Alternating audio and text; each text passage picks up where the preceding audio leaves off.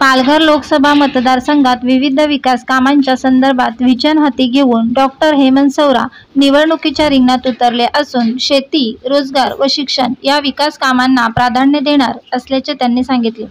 ग्रामीण व शहरी भागात प्रचारात मोठ्या प्रमाणात प्रतिसाद मिळत असून प्रचारात त्यांची आघाडी असल्याचे दिसत आहे.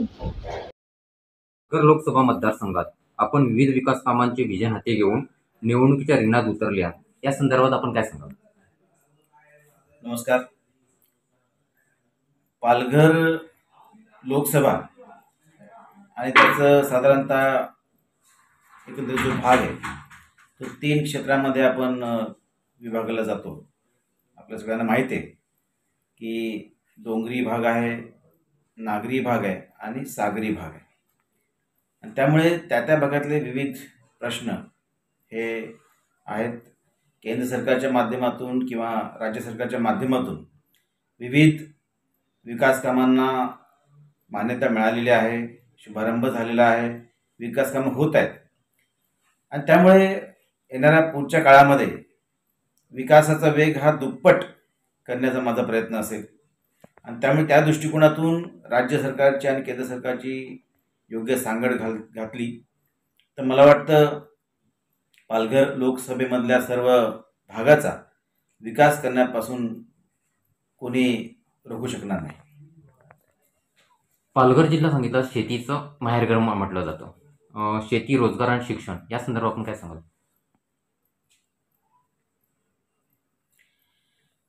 पारंपरिक शेती ही पालघर जिल्ह्यामध्ये होते. आधुनिक काळामध्ये पालघर जिल्ह्यामध्ये डोंगराळ भाग खूप आहे आणि त्या दृष्टिकोनातून विचार करायचा झाला तर इथे सिंचन क्षमता हे पावसाळा व्यतिरिक्त जास्त नाही आहे.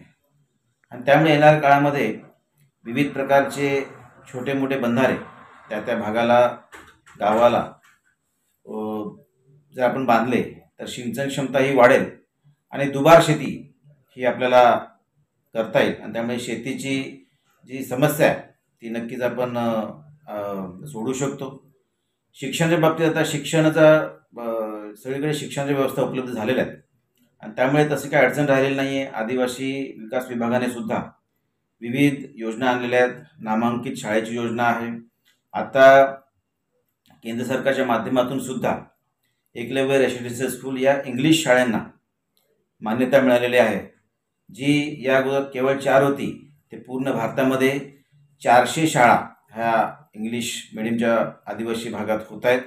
आणि याच्या पुढे जाऊन आपल्या देशाचे पंतप्रधान नरेंद्र मोदी यांनी त्याच्यामध्ये आणखीन 300 शाळांची वाढ करण्याचं सांगितलेलं आहे. त्यामुळे एकंदरीत 700 शाळा पूर्ण देशभरात ह्या होत आहेत.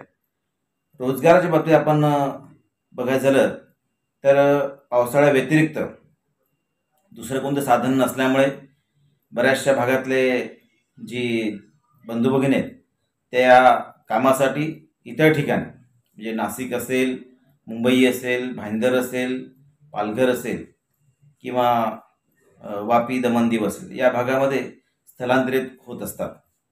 परंतु आता आपण बघतोय की मागच्या काळामध्ये मनरेगामार्फत खूप कामं गावागावामध्ये निघालेले आहेत. त्यामुळे त्यांच्या हाताला तिथेच काम हे मिळतं आहे आणि त्याच्यामध्ये वर्षभर काम कसं मिळेल ह्या दृष्टिकोनातून निश्चित आपण प्रयत्न करू.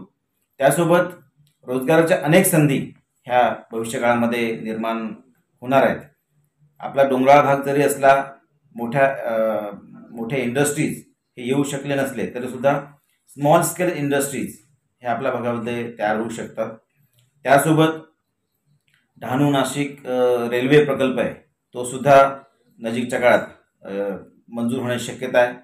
आणि गृहिणींचा विचार करता त्यांना स्वावलंबी होण्याच्या दृष्टिकोनातून त्यांना स्वयंरोजगाराच्या माध्यमातून आपण बचत गटाच्या माध्यमातून त्यांना अधिक सक्षम करण्याचा विचार आहे. आणि त्यामुळे रोजगाराच्या बाबतीत ही जी प्रश्न आहे हे नक्कीच कमी होऊ शकतात. त्यासोबत ज्या काय इंडस्ट्रियल एरिया आहे, डहाणू, बोईसर, पालघर, वसई या भागात जी इंडस्ट्री आहे ती टिकली पाहिजे, वाढली पाहिजे. आणि ज्या कंपन्या आहेत, ज्या छोट्या कंपन्या आहेत त्याचा एक्सपान्शनसाठी विचार केला पाहिजे, जेणेकरून तिथे रोजगाराच्या संधी उपलब्ध होतील. आणि त्या इंडस्ट्रीमध्ये नीड बेस्ड वर्कर्स ज्या कामासाठी आवश्यकता आहे त्या कामांसाठी प्रशिक्षण देऊन वर्कर्स उपलब्ध करणं, अशा प्रकारचं जर काम केलं तर नक्कीच इथे मोठ्या प्रमाणात रोजगार संधी उपलब्ध होतील.